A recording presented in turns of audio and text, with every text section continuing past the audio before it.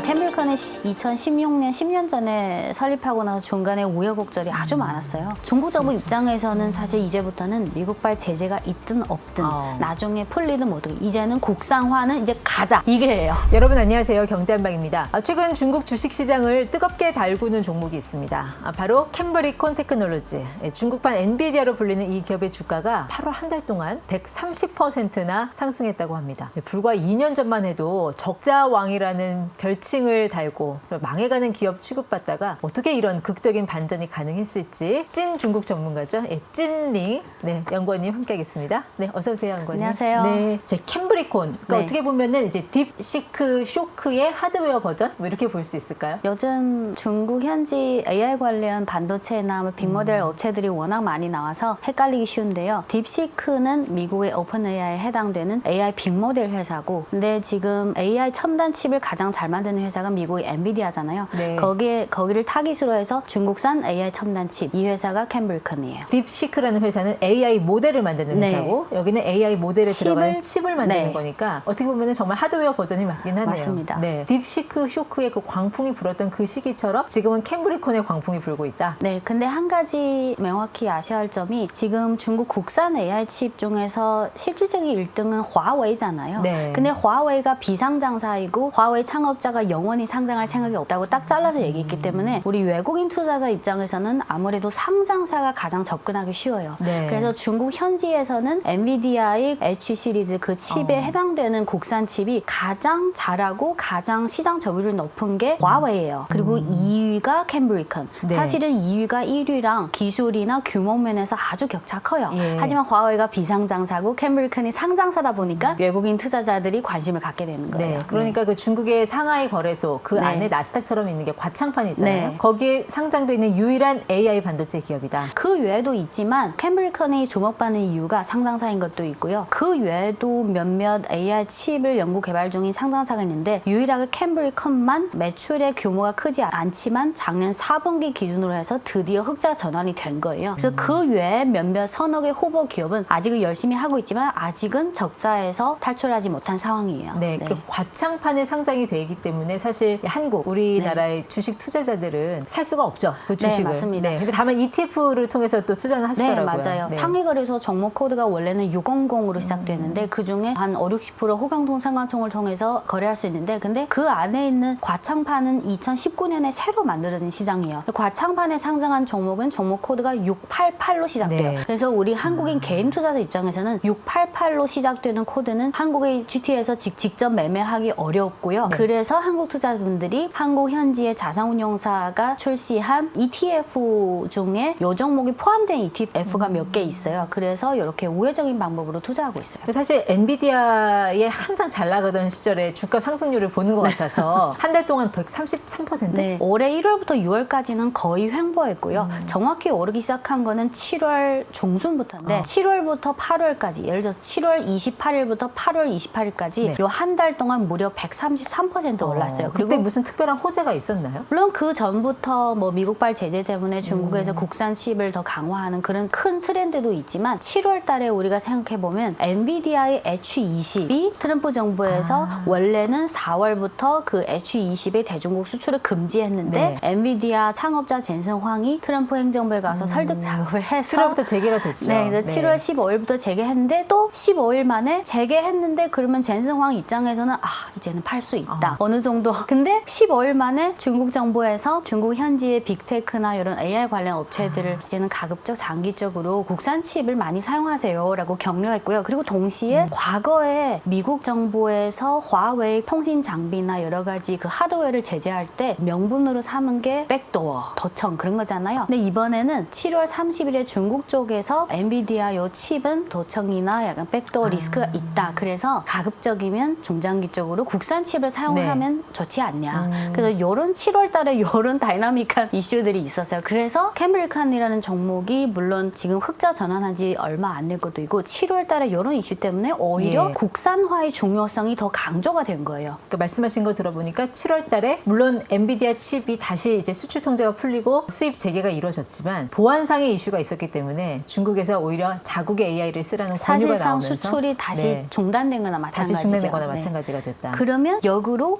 엔비디아 칩이 성능이 가장 좋지만 그 성능보다 좀 저사양이더라도 좀 더 수량을 좀 그러니까 약간 둔한 방식으로 중장기적으로 국산 칩에 있어서는 이 캠브리컨이나 화웨이를 비롯해서 국산 칩 업체 입장에서는 시간을 벌게 된 거죠. 네. 더 시간을 들여서 성능을 향상해서 중국 시장 점유율을 좀 더 확장할 수 있는 거죠. 그 네. 올해 4월에 엔비디아 칩 수출 통제된 네. 게 H20이었잖아요. 네. 근데 그것보다 한 가격이 40% 저렴하더라고요. 네. 이 그리고 캠브리콘의 그리고 중국 칩이. 정부에서 중국 빅테크 업체들에게 가급적 국산 칩을 사용하는 게 좋지 않냐라고 격려한 거는 그거는 즉 화웨이나 캠브리콘이 만든 그 AI 칩의 성능이 이미 엔비디아의 H20을 훨씬 초월할 수 그런 자신감이 있었기 때문에 네. 그렇게 한 거예요. 만약 기술적으로 불가능하면 사실상 아무리 이런저런 명분을 대도 그게 좀 현실성이 좀 그런데 워낙 그 엔비디아 칩을 중심으로 한 그 쿠다 생태계가 네. 공고하게 지금 구축이 돼 있어서 네. 그거를 깨고 과연 이 캠브리콘 칩을 쓰게 될 것인가? 거긴 여전히 의문점이 남아 있지 않나요? 그래서 중국 입장에서는 아직은 시간이 필요하다는 거예요. 예를 들어서 쿠다 시스템은 잘 아시다시피 이게 엔비디아의 하드웨어뿐만 아니라 전체 생태계를 구축하는 그 시스템. 그리고 중국에서는 예전에 대학의 컴퓨터 공학과에 쿠다라는 그 필수 과목도 있었어요. 네. 그래서 그 하드웨어뿐만 아니라 소프트웨어 생태계적인 거를 단기간에 다 격파할 수 없죠. 그래서 중국 쪽에서 가급적 여러 업체들에게 국산 칩을 더 많이 사용하면서 중국 국산 업체들에게 더 많은 시간을 벌어주는 거예요. 그래서 엔비디아의 쿠다가 있다면 화웨이 자체 개발 생태계가 CANN이라는 시스템이 있고 그리고 캠브리컨 이 회사도 캠브리컨 자체 시스템을 만들고 있어요. 하지만 아직은 엔비디아랑 비교해서는 아직은 고객 수도 아직 적고 그래서 시간이 필요하다는 거예요. 그래서 중국 친구들이 항상 시간으로 공간을 바꾸다. 이런 의미에서 이런 표현을 사용해요. 그러니까 여기에 그 딥시크가 중국산 칩에 맞춰서 자사 그 AI 모델 V3를 업그레이드 하겠다고 밝힌 거. 물론 캠브리콘을 콕 집어서 너네 AI 칩을 쓸게라고는 하진 않았지만 네. 그게 약간 투자자들 입장에서는 아 이게 캠브리콘 칩을 쓰려는 건가 하는 의미로 받아들여질 수도 있지 않았을까 싶거든요. 그렇게 생각하는 사람도 있고 화웨이를 점찍은 사람도 있는데요. 이게 어떻게 된 거냐면 딥시크가 올해 1월 20일에 처음으로 돌풍처럼 그 R1 모델을 발표했잖아요. 계속해서 몇 개월마다 업그레이드 버전 나오는데 지난 8월 21일에 그 나온 업그레이드 버전을 그 홈페이지뿐만 아니라 위챗의 그 공식 계정에도 다 올리잖아요. 네. 지금까지는 항상 어떤 새로운 버전이 나왔을 때 공식 계정에 그냥 따로 올리고 끝이었어요. 근데 이번에는 8월 21일에 새로운 그 V3.1 버전을 올리고 몇 시간 후에 그 밑에 딥시크 자사 직원이 고정 댓글로 이 모델은 차세대 중국 국산 칩 맞춤형으로 설계한 거다. 그래서 방금 말씀하신 것처럼 여기에 뭐 화웨이든 캠브리컨이든 구체적인 회사 명칭은 지적하지 않았어요. 근데 네. 사람들이 요 한 줄만 보고 이게 이제부터 다음 모델부터는 이제 화웨이 국산 칩으로 가는 네. 건가? 또는 화웨이 플러스 캠브리컨. 이게 의미심장해서 그래서 그날 AI 관련 종목들이 급등한 거예요. 화웨이하고 캠브리콘을 적어도 둘을 합쳐야 중국판 엔비디아가 가능한 거 아닌가요? 맞아요. 그래서 최근에 여러 언론에서 캠브리컨이 중국판 엔비디아다. 엔비디아? 근데 요거는 좀 과장된 표현이고요. 매출 규모로 봐도 거의 200분의 1 아니에요? 네. 캠브리콘이? 예를 들어서 올해 상반기 엔비디아 매출 규모가 908억 달러예요. 근데 올해 상반기 엔비디아 매출액이 달러로 환산하면 4.04억 달러. 그러면 엔비디아의 224분의 1밖에 안 돼요. 아, 뒤에 말씀하신 게 캠브리콘의 네. 매출 말씀하신 그래서 거죠? 예. 중국의 국산 AI 칩이랑 엔비디아의 경쟁 관계를 볼 때는 1번은 화웨이예요. 근데 화웨이가 비상장사예요. 그 그렇죠. 화웨이가 이미 중국에서 시장 점유율, 국산 칩에서는 시장 점유율 1위고요. 한 지금은 한 20-30% 심지어 더 그 품목별로 다르니까요. 근데 캠브리컨은 지금 중국에서 아직은 지금부터 시작, 지금부터 고성장. 그래서 기사에서 캠브리컨이 중국판 엔비디아도 요거는 이런 표현보다는 중국의 화웨이 플러스 캠브리컨 플러스 기타 몇 개 이렇게 합쳐야지 중국판 엔비디아 이렇게 네. 표현하는 게 더 맞아요. 사실 그 엔비디아하고 아직 직접적으로 비교하는 건 좀 무리가 있을 것 같긴 합니다만 그래도 캠브리콘의 설립일을 보면은 2016년. 네. 그러면 사실 엔비디아보다 더 화려하게 출발은 한 거잖아요. 네. 근데 이제 부침이 있었어요. 잘 나가다가 확 꺾였다가 다시 살아나는. 네. 다시 살아나게 된 계기가 어떻게 보면 미국의 이 반도체 칩 수출 통제. 저는 그게 한 세 가지 핵심 요인 중에 하나라고 생각해요. 캠브리컨이 2016년, 10년 전에 설립하고 나서 중간에 우여곡절이 아주 많았어요. 그리고 언론에 알려진지 모르겠지만 2016년에 처음에 설립했을 때는 화웨이가 캠브리컨의 고객사였어요. 캠브리컨이 처음에 회사 설립하고 GPU를 만들어서 이 하드웨어를 화웨이에 공급했어요. 2016년, 17년쯤에. 근데 미국이 화웨이를 제재하기 시작한 게 2018년부터예요. 18년 12월에 렌정웨이 회장 장녀를 납치했잖아요. 캐나다에서. 그리고 2019년 5월부터 본격적으로 제재. 그 전후에 이미 화웨이는 자체 국산 그 칩 부서가 있어요. 네. 근데 미국발 제재 때문에 화웨이 입장에서는 더 국산 그게 중요해진. 그래서 네. 처음에는 화웨이가 캐머리컨 고객사였는데 화웨이가 자체 국산 칩을 만들어 보니까 경쟁사가 된 거예요. 물론 지금은 고성장 폭발적인 성장 시대니까 경쟁보다는 같이 성장하는 이런 상황 때문에 2, 3년 흐르고 그리고 2020년에 캐머리컨이 상해 그래서 안에 과창판에 상장했잖아요. 네. 자금 원료. 근데 상장하고 나서 2020년, 21, 22, 3, 4년 동안 상장해서 조달한 거의 모든 자금을 R&D에 투자했어요. 예. 그러면 당연히 적자겠죠. 3, 4년 동안. 그러고 나서 미국발 중국 반도체 제재가 점점 심화되면서 중국 정부 그리고 화웨이도 점점 국산화를 통해서 화웨이가 2023년에 출시한 5G 신모델이 처음으로 화웨이 그 국산 7나노 칩을 탑재했잖아요. 그래서 화웨이를 필두로 해서 점점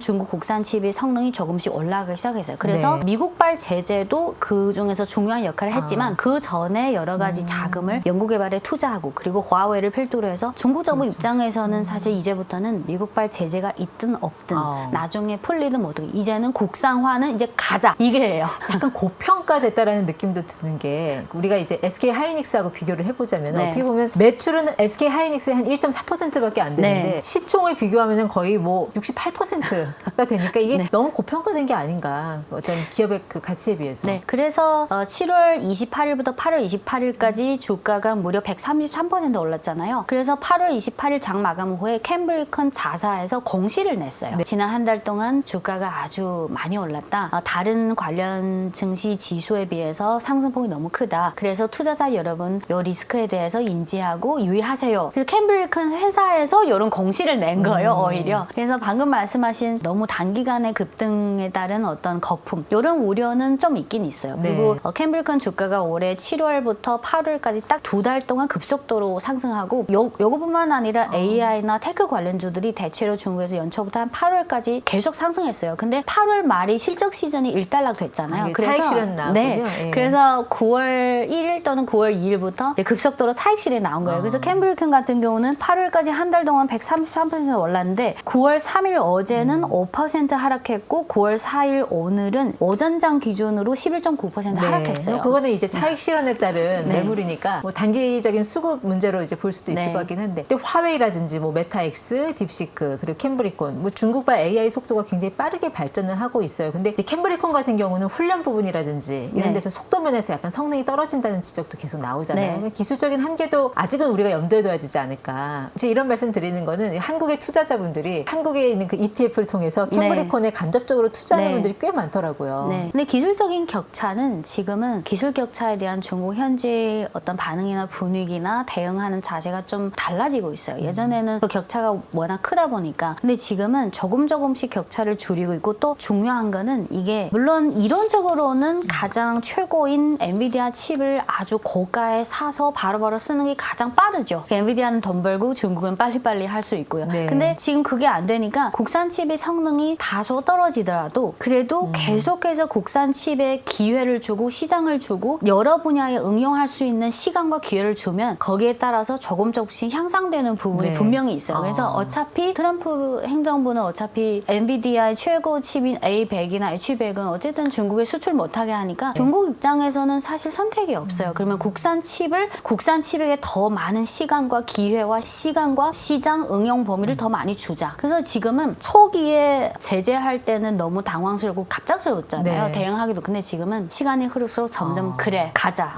이런 표현은 좀 그렇지만 이제는 즐기면서 그냥 국산화로 끝까지 가자. 이런 분위기예요. 근데 이제 중국 반도체 시장을 볼 때는 약간 그런 시각도 있어요. 이제 국가가 엄청나게 이제 물량과 자본으로 밀어줘서 이게 퀀텀 점프를 일시적으로 할 수는 있어도 이게 오래 갈까? 왜냐면 이제 반도체 생명이라는 거는 결국 고급 소재, 고급 설계, 네. 고급 인력, 고급 장비인데 네. 과연 중국이 여기서 네 가지 중에 갖추고 있는 게 있나? 어떻게 보세요? 점진적으로 향상하고 있는데요. 올해 주가를 봐도 AI 빅모델이나 AI 칩뿐만 아니라 반도체 장비, 소재 관련주도 연초부터 8월까지 계속 올랐거든요. 반도체 장비가 어쨌든 EUV는 뭐 미국발 제재 때문에 수입할 수 없고 이제는 중국 현지는 네. 이런 격차를 인정하면서도 이제 1년, 2년, 3년, 5년, 10년 계속해서 노력으로 가는. 그리고 방금 앵커님 말씀하신 중국이 어떤 산업을 육성할 때 정부 차원에서 정책 혜택 또는 보조금이나 여러 가지 혜택. 근데 그거는 여러 핵심 요인 중에 하나이고 결국은 화웨이나 캠브리컨을 비롯한 이런 국산화 업체들이 핵심 인력의 기술 혁신, 사람이 하는 일이잖아요. 네. 네. 그래서 저는 반도체가 물론 아주 지금까지 성숙한 산업이고 미국이나 뭐 한국이나 또는 TSMC도 아주 경쟁력이 있는 거지만 그거를 너무 뭐랄까요? 신격화할 필요는 없어요. 이게 다 결국은 사람이 해낸 거잖아요. 네. 그래서 중국이 과거에도 그렇지만 지금 더 테크나 첨단 기술, 과학기술 관련 핵심 인력에 대한 대우도 더 잘해주고 점점 더 많은 가장 전형적인 사례가 예를 들어서 딥시크의 창업자도 그렇고 딥시크 사내에 있는 100명 넘는 핵심 인력 중에 딱 한 명만 해외 유학을 다녀온 경험이 있어요. 이거는 그냥 뭐랄까요? 중국이라는 교육 시스템에서 성장한 인력들이 충분히 이거를 결과물 낼 수 있다. 그리고 예를 들어서 글로벌 드론 산업에서 1위가 더 중국의 DJI. 그 창업자도 마찬가지. 그리고 딥시크 창업자 량완펑도 그렇고 캠브리컨 창업가도 그렇고 그리고 휴머노이드 로봇 1위 업체 중국 1위 업체가 유니트리 다 공통점이 있어요. 그냥 중국적인 교육 시스템에서 학사, 석사, 박사 열심히 해서 과거에는 중국이든 한국이든 아시아 대부분 창업가들이 상당 부분이 미국에 가서 석사, 박사하고 와서 그렇죠. 창업한. 근데 지금은 그런 시대가 끝났어요. 이제 중국의 일관된 전법을 보면은 이제 엄청난 적자를 국가가 지불하고 이제 네. 남는 자금을 바탕으로 세계를 물량으로 장악한 다음에 이제 다른 경쟁 국가들을 도태시키는 네. 그런 전략을 써왔잖아요. 근데 네. 지금 같은 경우는 이제 신냉전 시대에 뭐 미국이 워낙 관세로 방어를 치다 보니까 그 전술이 안 통한다는 거죠. 그러니까 네. 결론은 이제 적자를 계속해서 감당할 여력이 있을 것이냐. 근데 요거 예를 들어서 지금 국산 AI 칩 관련 종목 중에 캠브리컨이 작년 4분기를 기점으로 해서 드디어 흑자 전환을 했잖아요. 네. 아직은 규모는 작지만 근데 캠브리컨이 아주 잘 보여주는 사례라고 생각해요. 2016년에 창업해서 드디어 10년 만에 규모는 작지만 흑자 전환에 성공했어요. 중국 시장 수요만으로도 흑자 전환할 수 있다는 거예요. 그리고 또 한 가지 지금은 아직 중국 국산 칩으로 중국 국내 시장에서 원래 엔비디아가 차지했던 시장 점유율을 점점 확장해 가는 거. 네. 일단은 중국 국내 시장을 해결하는 거. 그리고 이번에 지난 8월 26일에 중국 공무원에서 아주 중요한 정책을 하나 발표했는데요. AI 관련해서. 네. 그래서 AI 플러스 행동 심화 추진에 관한 의견. 이 의견 중에 처음부터 마지막까지 풀로 다 읽으면 중점 분야 1번, 2번, 3번, 4번, 5번, 6번까지 있는데 6번이 글로벌 협력 강화예요. 방금 말씀하신 네. 그 대책의 핵심은 네. 중국 경제 전반에 AI를 융합시키겠다는 그 전략인 맞습니다. 거잖아요. 네. 사실 중국 정부가 국가 중앙정부 차원에서 AI 산업 육성 관련 정책은 2017년에 발표했어요.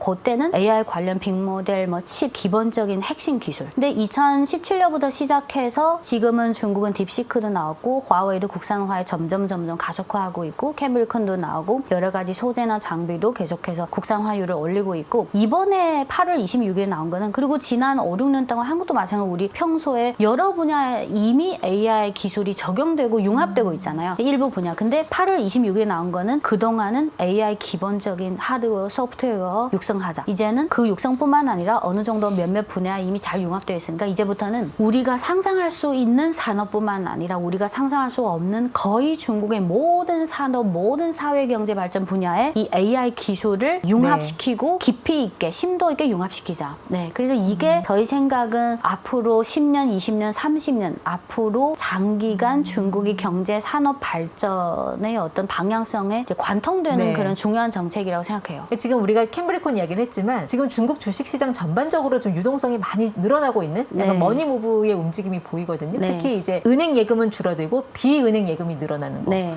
뭐 어떤 변화가 있는 거예요? 예를 들어서 7월 한 달만 예를 들면 중국 주민들이 은행 예금이 한 1.14조 원 감소했어요. 네. 하지만 반대로 비은행 예금이 2.14조 원 증가했어요. 채권 이런 건가요? 비은행 예금은 주식, 펀드, 보험 있죠. 그러니까 은행 예금이 이만큼 감소했는데 비은행 예금이 요거의 2배 해당되는 게 늘어났어요. 물론 이론적으로 요 금액이 100%다 이쪽으로 옮겨갔다는 거는 장담하기 어렵지만 현지 업계에 확인한 결과 상당 부분 이쪽으로 옮겼다. 그리고 네. 소량은 채권이나 다른 쪽으로. 그래서 올해 가장 큰 기폭제는 아무래도 딥시크예요. 딥시크를 필두로 해서 하이테크 관련, AI, 반도체, 빅모델 관련 그게 계속해서 주가 상승을 견인했고 그래서 연초부터 가장 직접적인 지표가 주식 계좌 신규 개설 건수잖아요. 아니, 그 제가 갖고 있는 그 중국 펀드 진짜 오래된 거 네. 있거든요. 그게 마이너스 두 자릿수예요. 근데 네. 그 마이너스 두 자릿수 앞자리가 3에서 2로 바뀌었더라고요. 얼마나 반가웠는지. 근데 이게 앞으로 계속 좀 좋아질까요? 중국 주식 주식시장은? 저는 단기, 중기, 장기로 볼 필요가 있는데요. 오늘이 9월 4일, 네. 방금 말씀드렸다시피 1월 20일 딥시크가 나타난 후부터 2월부터 8월까지 거의 테크주 위주로 쭉 갔어요. 근데 8월 말까지 실적 시즌이 일단락되면서 9월 2일부터 테크주 위주로 이익 실현이 확실히 나오고 있어요. 네. 그리고 어제에 비해서 오늘 낙폭이 좀 더 컸고요. 그래서 단기적으로는 9월 한 달간은 이런 이익 실현이 나오는 시기이면서도 9월은 정책 공백기라는 특징이 있어요. 어느 정도 조정을 받을 거다. 네, 그래서 9월 달은 약간 애매한 시기. 그리고 중국 경기 중에 지금 내수랑 부동산이 과거보다 많이 둔화됐잖아요. 그러면 상반기 뭐 1월부터 7, 8월까지 중앙정부에서 여러 가지 내수 진작, 부동산 규제 완화, 여러 가지 수요 조절식의 정책을 내세웠는데 효과로서 지금 9월 15일에 발표되는 지표가 8월 지표고 10월 달에 발표되는 지표가 9월. 그러면 이제부터 한 2, 3개월 동안은 정부에서 발표한 요 실물경제 네. 안정화 지표 정책들이 뭔가 실제로 효과가 있는지. 그리고 9월 달은 유동성도 그렇고 정책면도 그렇고 실물경제 면에서도 그렇고 다소 관망세가 농후할 수 있는 이런 한 달간이에요. 네. 네. 근데 또 이어서 10월까지 가면 10월 달에 사종전회가 열리게 돼요. 근데 사종전회가 왜 중요하냐면 중국이 경제 발전 그 계획을 5년마다 하잖아요. 네. 지금이 2025년이니까 14차 5개년의 마지막 해예요. 2026년부터 30년까지가 15차 5개년 네. 계획. 그러면 15차 5개년 계획의 풀 그 공문은 내년 3월 전인데 그쯤에 발표돼요. 근데 그 가이드라인 초본 성격인 네. 그 문서가 이제 10월 달에 개최된 사종전회에서 어느 정도 다 세팅이 되는 거예요. 그래서 네. 9월 달이라는 애매한 그런 관망기를 넘어서 10월 달까지 어떤 정책 호재가 또 나올지 좀 지켜볼 필요가 있을 것 같아요. 네. 캠브리콘 이야기 들어보니까 참 기업 운명은 어떻게 될지 모른다라는 거. 2023년에 그 수많은 엔젤 투자자들이 팔고 나갔잖아요. 네. 근데 그분들은 지금쯤 잠이 올까 싶기도 하고. 어쨌든 어제의 승자가 오늘의 패자가 되는 이 주식시장의 이면까지 잘 들어봤습니다. 찐링 함께했습니다. 고맙습니다.